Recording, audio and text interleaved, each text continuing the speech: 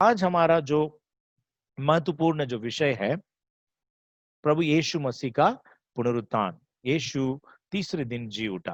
अपन जल्दी जल्दी कुछ वचनों के आधार पर पढ़ रहे हैं। एक्चुअली हम लोग धर्म वैज्ञानिक सिद्धांतों को सीख रहे हैं।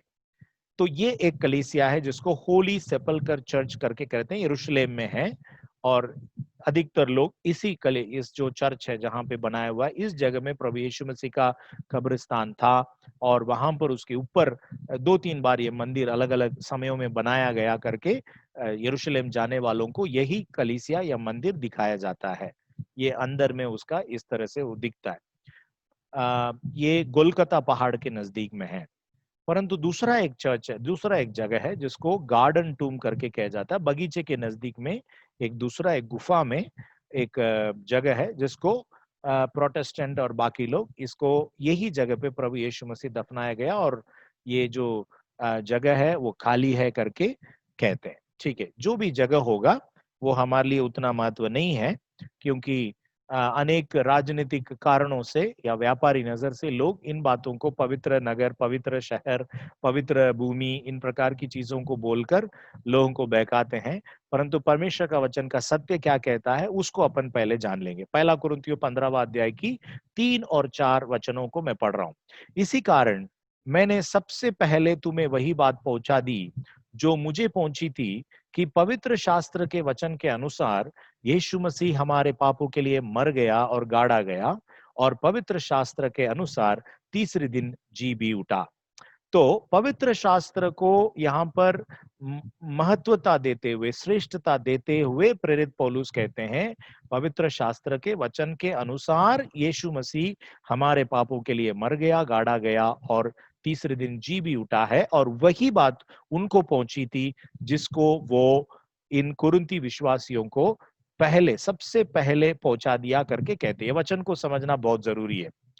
धर्म विज्ञानी मतलब थियोलॉजियन लोग क्या कहते हैं, इस बात से सहमत है कि वचन 3 से 5 सबसे पुरानी ईसाई सिद्धांतों में से एक है।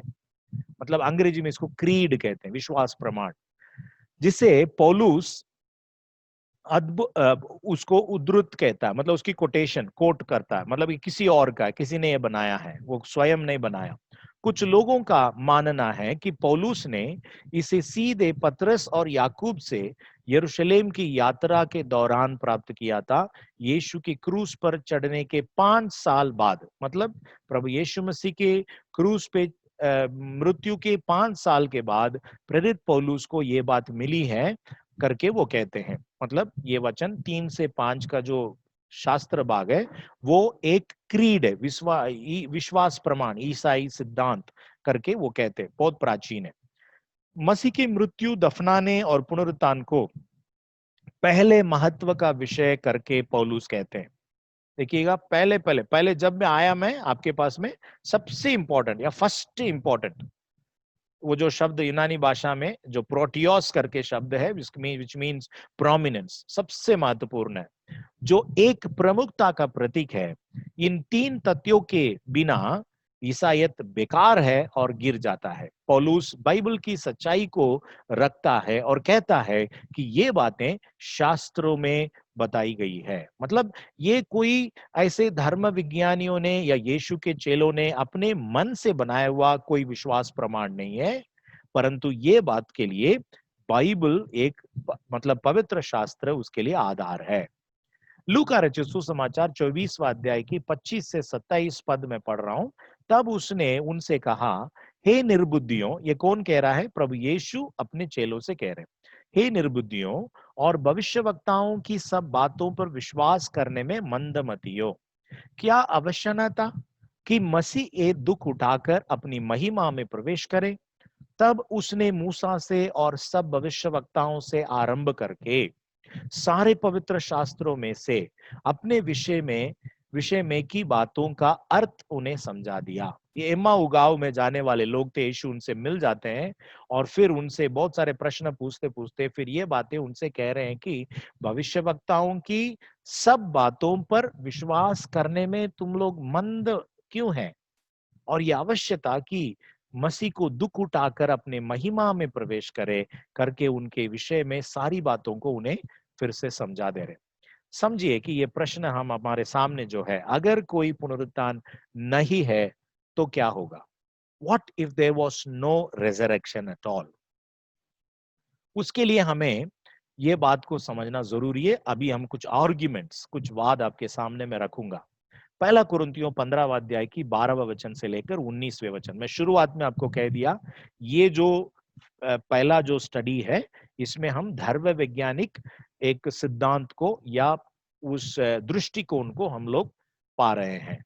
उसके बाद में हम लोग ऐतिहासिक नजर से और फिलोसफिकली उसको ढूंढेंगे। तो ये पूरा बाइबल के टेक्स्ट के आधार पर। पहला कुरिन्थियों 15वां अध्याय की 12 से 19। सो जबकि मसीह का यह प्रचार किया जाता है कि वो मरे हुओं में से जी उठा, तो तुमसे कितने क्यों कर कहते हैं कि मरे हुओं का पुनरुत्थान है ही नहीं।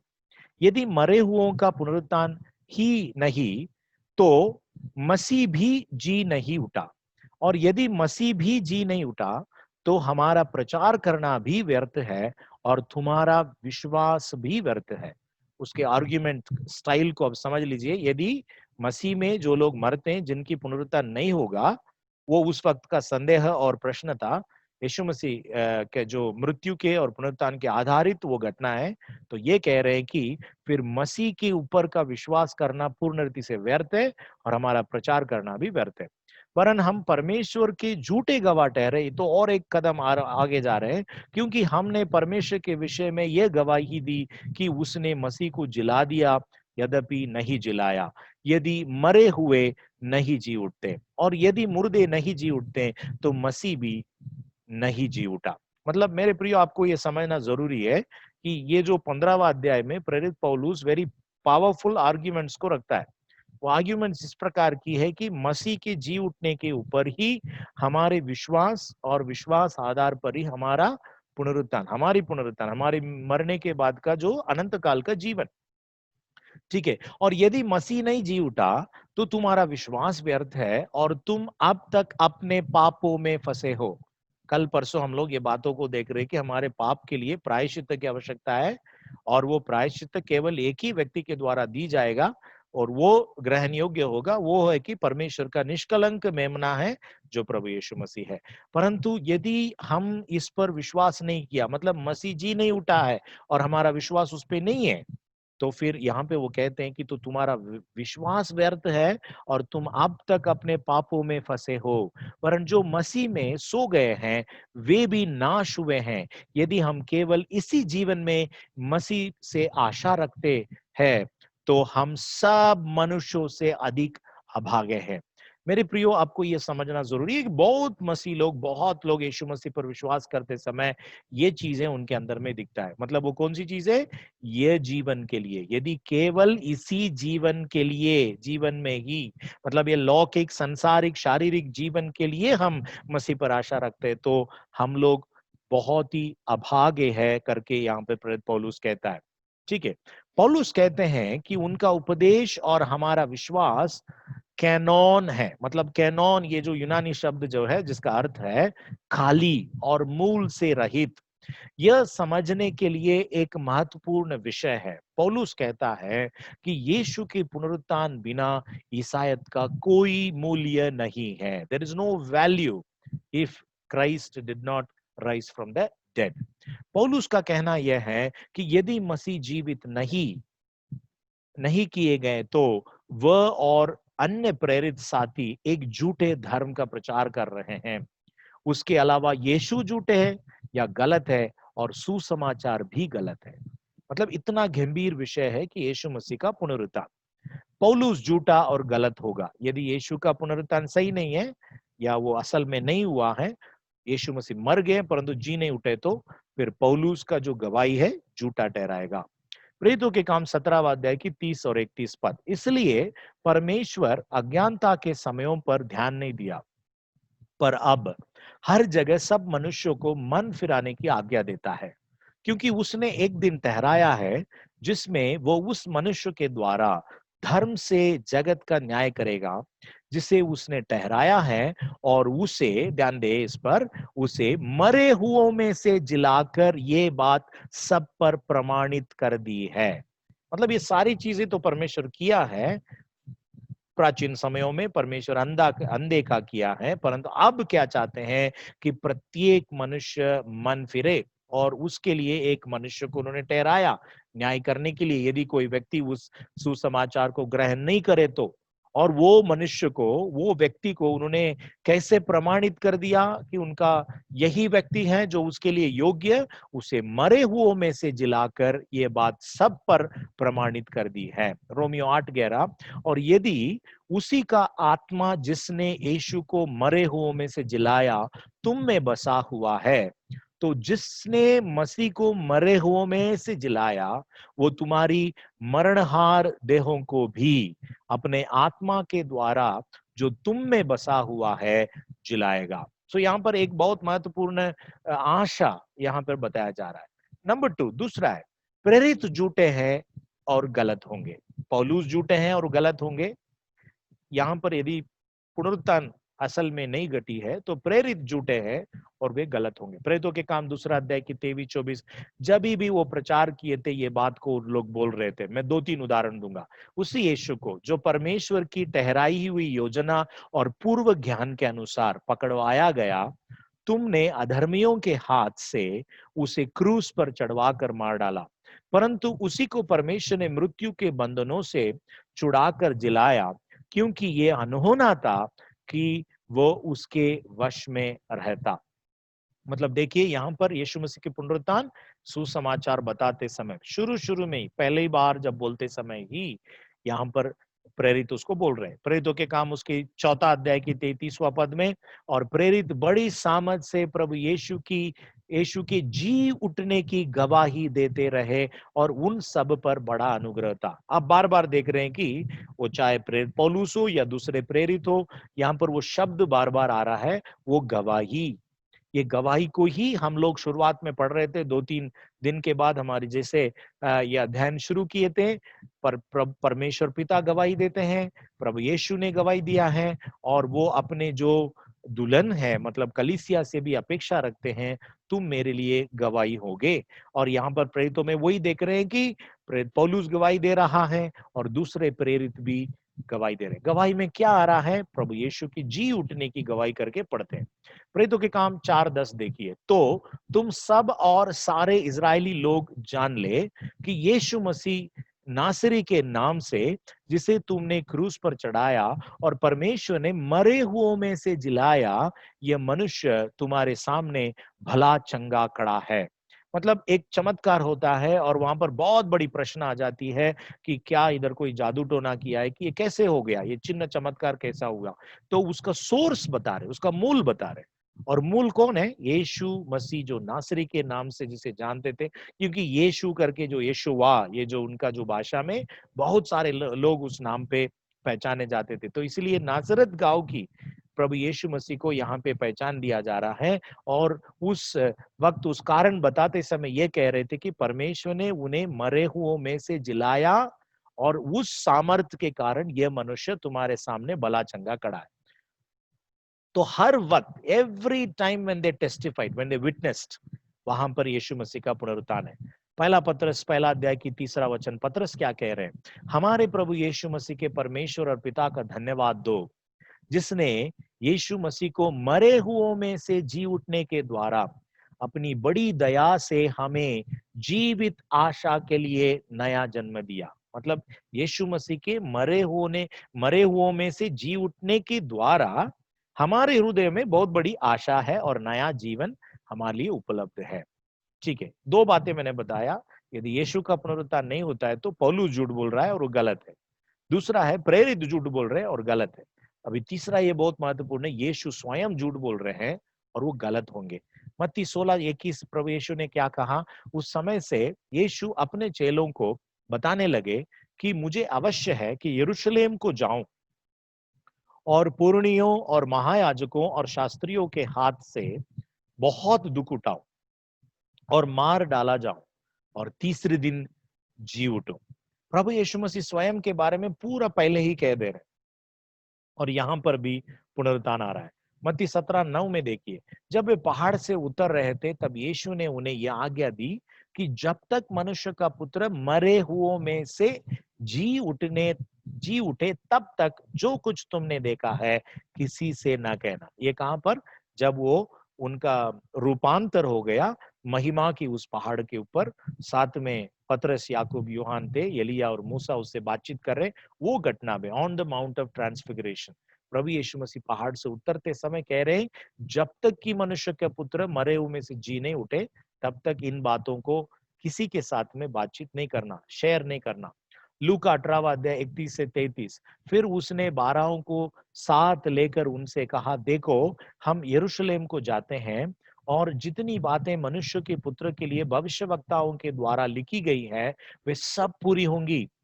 देखिए, पवित्र शास्त्र ही गवाही है, क्योंकि वो अन्य जातियों के हाथ में सौंपा जाएगा और वे उसे टट्टों में उड़ाएंगे और उसका अपमान करेंगे और उस पर थूकेंगे और उसे कोड़े मारेंगे और घात करेंगे और वो तीसरे दिन जी उठेगा। मतलब ये सारी घटनाएं प्रभु यीशु मसीह भविष्यवक्ताओं के आधार पर जो लिखी गई है वो पूरा होने होगा, और कह रहे हैं कि उसमें भी तीसरे दिन जी उठेगा। यूहन्ना 2 अध्याय की 19 से 21 देखिए।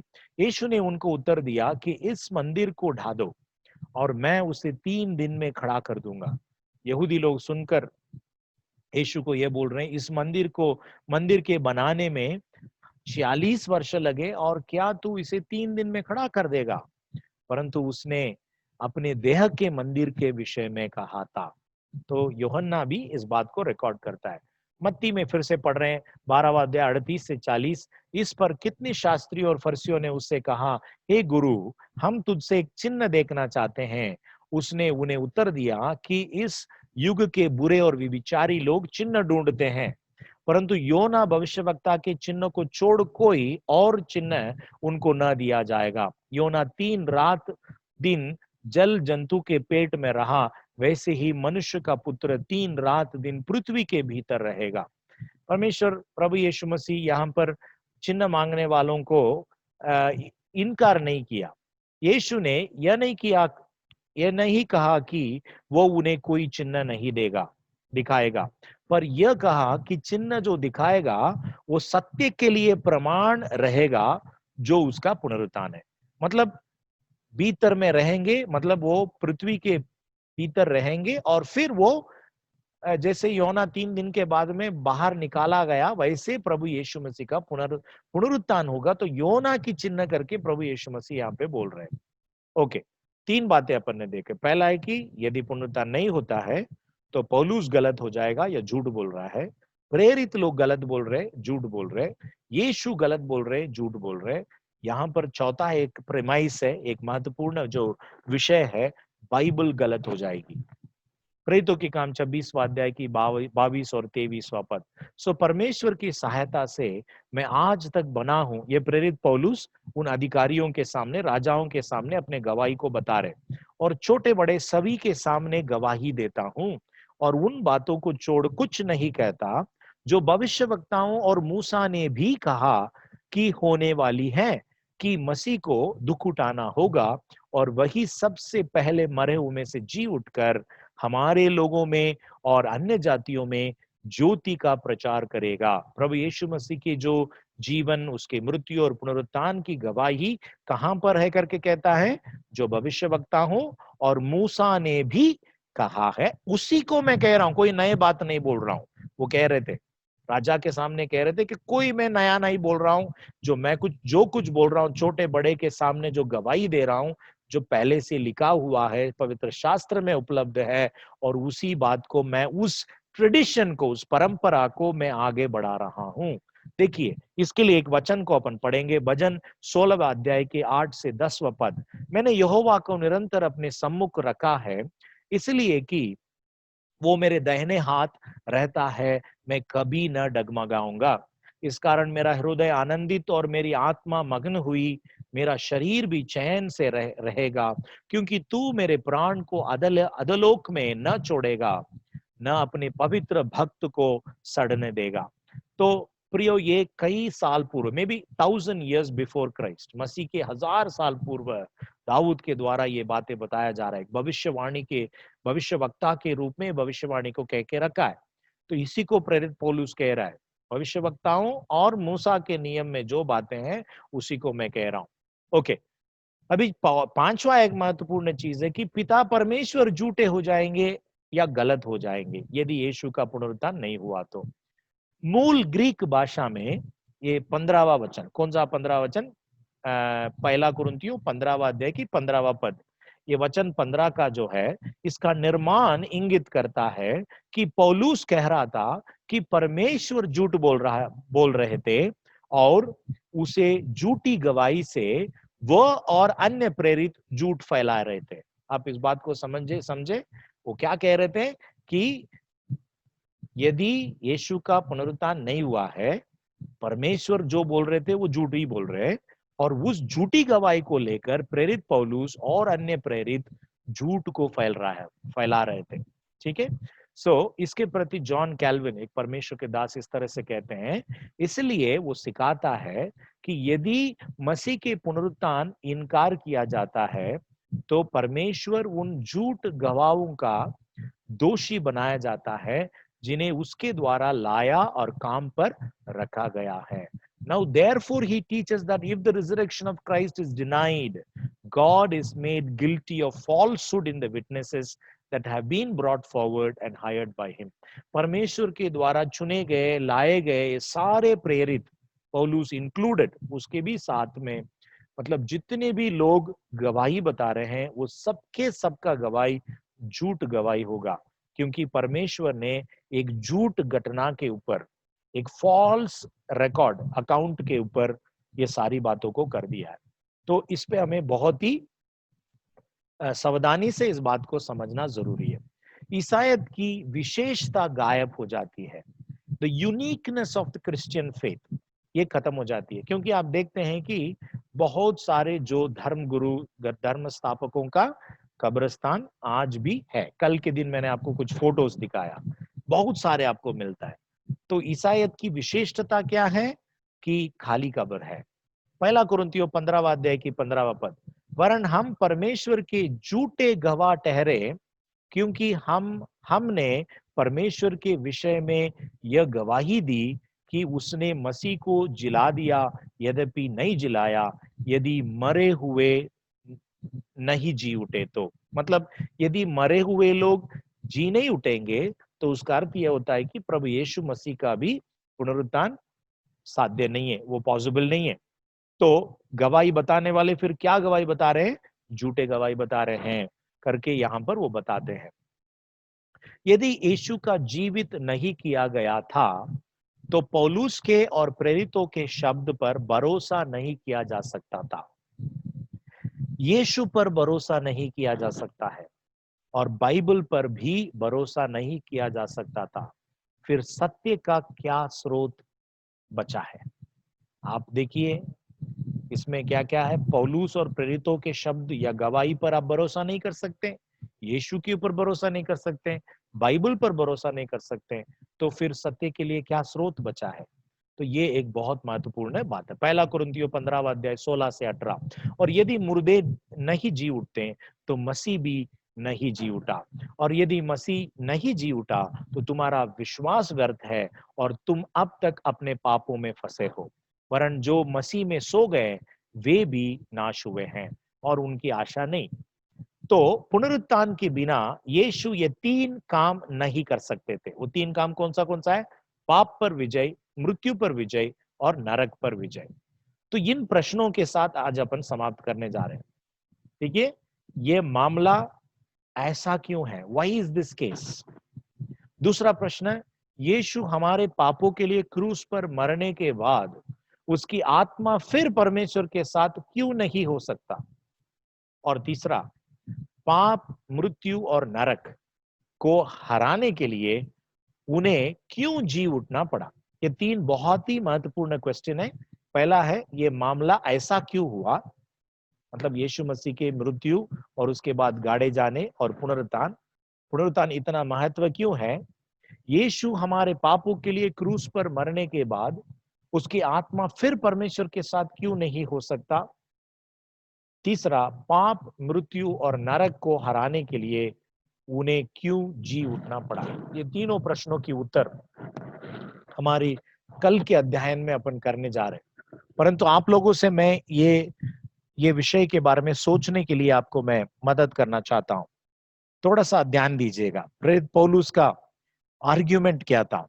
यदि मरे हुओं में से उस पर विश्वास रखने वाले विश्वासी का पुनरुत्थान या जी उठने का कोई समय या आशा नहीं बचा है, तो उसका अर्थ यह होता है कि प्रभु यीशु मसीह का पुनरुत्थान व्यर्थ है और उसके आधारित पर बनाया हुआ मसीह सिद्धांत संपूर्ण रीति से गलत और झूठ है। यहाँ पे कौन कौन झूठे ठहराए जाते हैं, शुरुआत से मैं आपको दोहराता हूं। नंबर 1, पौलुस एक झूठे गवाही है। दूसरा है, प्रेरित लोग झूठ बोल रहे हैं और वे भी झूठ गवाही है, झूठे गवाही। तीसरा है, प्रभु यीशु स्वयं झूठ गवाही बताए, वो भी झूठे है। चौथा है, बाइबल जो है, पवित्र शास्त्र बाइबल है, वो भी झूठ बोल रहा है। पांचवा है, परमेश्वर पिता झूठ बोल रहा है। यदि पुनरुत्थान एकमात्र घटना नहीं घटी है, ये पांचों चीज झूठ होता है। और यदि ये झूठ है, हमारे पाप के लिए दूसरा कोई प्रायश्चित बचा नहीं है और हम परमेश्वर से क्षमा को प्राप्त नहीं कर सकते हैं और अनंत काल की आशीष को प्राप्त नहीं कर सकते। सो उसको एक और कदम आगे ले जाने के लिए ये क्यों करके प्रश्नों को पूछ रहे। आप देख रहे हैं कि ये तीनों why is this case, why couldn't Jesus die on the cross for our sins and his spirit then depart and be with God, why did he have to be resurrected to defeat sin, death and hell? तो तीनों जगह में आपको क्यों करके प्रश्न रहता है। ये क्यों का जवाब हम कल देखेंगे। अपने आंखें बंद करें, हम प्रार्थना करें।